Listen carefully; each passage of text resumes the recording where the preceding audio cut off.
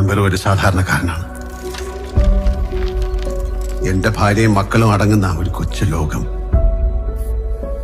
ആ സ്വകാര്യതയിലേക്ക് ക്ഷണിക്കപ്പെടാതെ ഒരു അതിഥി വന്നു.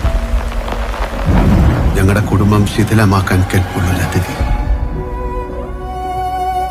ഇനി ഒരിക്കലും തിരിച്ചു വരില്ല എന്ന ഉറപ്പോടെ എന്നേക്കുമായി ആ അതിഥിയെ ഞങ്ങൾ മടക്കി അയച്ചു.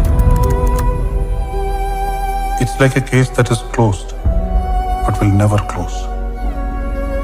സത്യത്തിൽ നമ്മൾ അയാളെ അല്ല നിരീക്ഷിച്ചുകൊണ്ടിരുന്നത്, അയാൾ നമ്മളെയാണ്.